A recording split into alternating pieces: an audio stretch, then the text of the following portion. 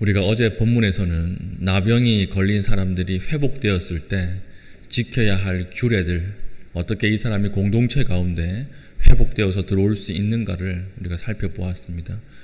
오늘은 그에 대한 연장 규례로서 가난한 자에 대한 규례입니다. 가난한 자도 병에 걸리지 않겠습니까? 가난한 자가 병에 걸렸을 때 회복되기 위해서는 어떻게 해야 하는가, 그것을 따로 규례로 우리에게 보여주고 있다라고 하는 것입니다. 여기서 중요한 것은 무엇입니까? 가난한 사람도 제사에서 소외되어서는 안 된다는 거예요. 가난하다고 해서 제사를 드리지 않거나 나는 가난하니까 제사를 안 드려도 된다라고 말씀하시는 것이 아니라, 가난한 자나 부자나 모두가 병에서 회복되어서 공동체로 돌아올 때는 다 제사를 무조건 드려야 한다라고 하는 것입니다. 그러니까 경제적 문제로 제사에 참석하지 못해서는 안 된다라고 하는 것이죠. 우리가 어저께 살펴보았듯이 병의 회복이라고 하는 것은 단순히 한 사람이 병에서 나아서 고침받는 것, 그 이상이라고 이야기를 드렸죠. 병이라고 하는 것은 관계 단절, 하나님 앞에서 죽은 것을 상징하고, 병이 회복되었다라고 하는 것은 이 단절되었던 하나님의 관계가 다시 새롭게 회복된다라고 하는 것을 상징하는 것입니다.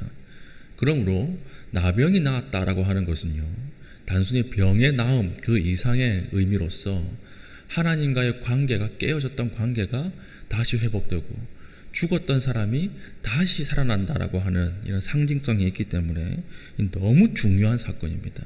사망에서 생명으로 옮겨지는 사건이기 때문에 그렇죠. 그래서 하나님 앞에서는 가난한 자나 부자나 누구나 다 소중해요.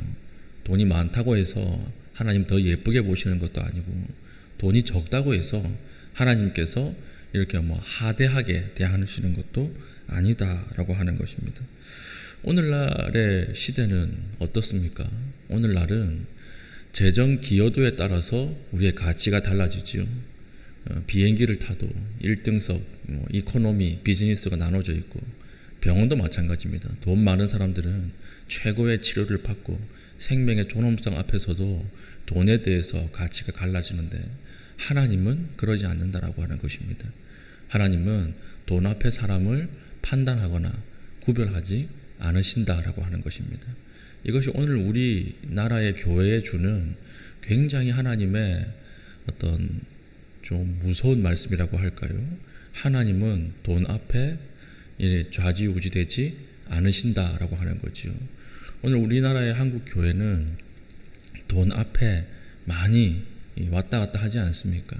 재정 기여도가 높은 사람들을 빨리 직분으로 올리고, 그 사람들을 더 존귀하게 대하는 부분들, 이런 부분들이 좀 하나님 앞에서 좀 돌아봐야 할 것이 아닌가 그렇게 생각합니다. 목사도 그런 사람들 의견을 귀를 기울이고 그런 사람들이 올 때 더 기뻐해요. 그러면 교회 전체가 어떻게 됩니까? 집단 무의식적으로 성공과 성장 이데올로기를 이렇게 가르칠 수밖에 없다라고 하는 것입니다. 그래서 더 잘 먹고 잘 살게 해주는 사람, 그 사람을 지지하고 그 사람의 손을 들어줄 수밖에 없는 그런 일들이 일어나는 것이죠. 이게 이 광야에서 아론이 했던 범죄입니다. 아론이 황금 송아지를 만들었죠. 황금 송아지를 만들었는데 중요한 점은 무엇이냐면, 황금 송아지를 만들면서도 아론은 하나님을 믿고 있었습니다. 하나님을 떠난 게 아니에요. 하나님을 똑같이 믿고 있었는데, 그런데 가르치는 손가락이 뭐예요? 황금이었던 거예요. 이 황금 송아지가 너희를 애굽에서 이끌어낸 여호와라 그랬잖아요. 그러니까 하나님을 믿고 있으면서 가르치는 방향은 황금이었다라고 하는 것입니다. 오늘 우리가 똑같이 이런 죄를 지을 수가 있는 것이죠. 교회 안에서는 하나님의 뜻을 이야기하고 하나님의 거룩에 대해서 이야기하지만, 가르치는 손가락을 보면 성공과 물질 이데올로기를 가르치고 있는 것입니다. 이게 황금 숭배 사상, 이게 맘모니즘이라고 하는 오늘날 우리가 조심해야 될 무서운 죄라고 하는 것입니다. 오늘 우리 마음속에는 황금을 기준으로 하나님의 것과 세속의 것을 나누는 그런 가치 기준이 있지 않습니까? 그렇지 않습니다. 하나님께서는 우리를 보실 때 황금을 기준으로 구별하지 않으신다라고 하는 것입니다. 오늘 우리가 가진 것이 있으면 조금이라도 더 나누십시오. 그리고 우리가 약자, 가난한 자에 대한 선대를 오늘도 실천하고 사는 것이 하나님이 기뻐하시는 삶이다라고 하는 것입니다. 이것이 이제 21절부터 쭉 나오는 것이고요. 그 다음 우리에게 주시는 메시지가 무엇입니까? 오늘 본문을 읽어보니까 계속 반복되는 말이 있죠. 반복되는 말. 가난한 자들을 위한 정결 예식인데 반복되는 말이 무엇입니까? 그의 힘이 미치는 대로예요. 그의 힘이 미치는 대로.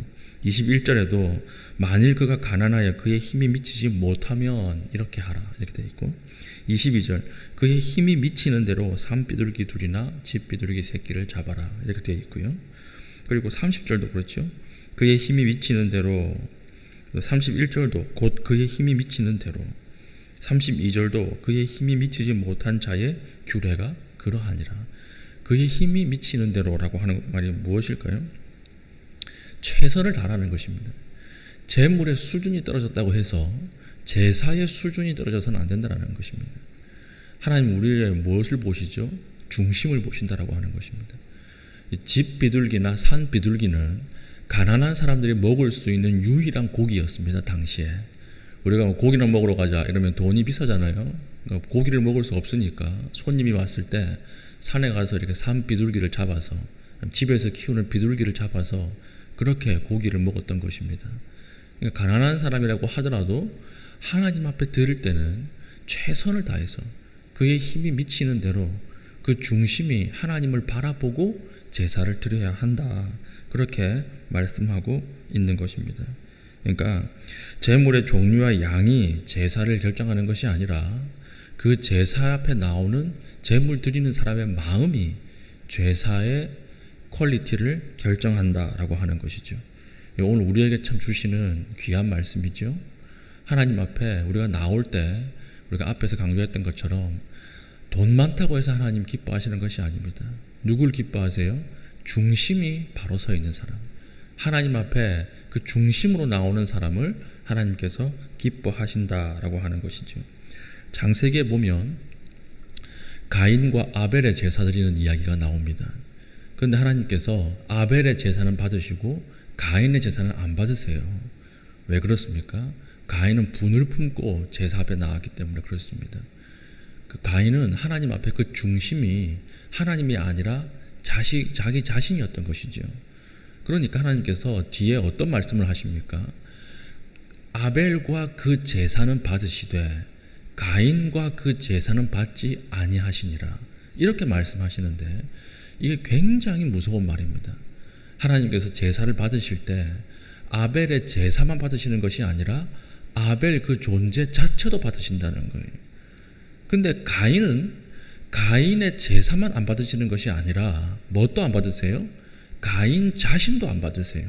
이게 굉장히 무서운 이야기입니다.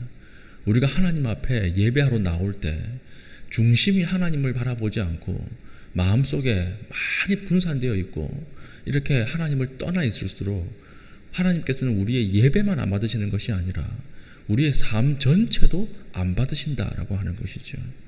오늘 우리가 나아가야 할 것은 무엇입니까? 중심입니다. 얼마나 하나님 앞에 최선을 다해서 하나님을 바라보고 나아가는가, 그것을 하나님께서 보시는 것이지 그 외의 것을 보시는 것이 아니다라고 하는 것이죠. 그러니까 하나님께서 가난한 자가 예배를 드리고 가난한 자가 제물을 바칠 때도 계속 강조하는 것은 그 힘이 미치는 대로예요. 그 힘이 미치는 대로. 너희는 가난해서 제물의 퀄리티가 떨어진다고 생각하지만 하나님은 그렇지 않다. 그 힘이 미치는 대로 최선을 다해서 드리면 하나님께서 부자가 드리는 것과 똑같이 받으실 것이다. 오늘 우리의 예배는 어떻습니까? 오늘 우리가 하나님 앞에 나올 때는 어떻습니까? 세상의 가치와 하나님의 가치를 똑같이 가지고 나오지 않습니까? 그렇지 그러면 안 되죠. 하나님 앞에 하나님만 바라보고 나와야 돼요. 우리가 기도할 때 오늘 우리가 주신 이 레위기 본문의 말씀의 교훈처럼 하나님만 바라보고 약자에 대해서 선대할 수 있는 믿음의 신실한 주의 백성 되기를 축복합니다. 아멘. 기도하겠습니다. 기도할 때에 하나님 아버지, 오늘 하루도 가난한 자에게 하나님 우리의 은혜를 베푸는 하루 되게 하여 주시고, 나의 예배와 나의 오늘 기도의 생활이 중심과 진정으로 하나님 바라보고 드리는 기도와 예배 되게 하여 달라고 기도하신 이후에 자유롭게 기도하시고 돌아가시기 바랍니다. 기도하겠습니다.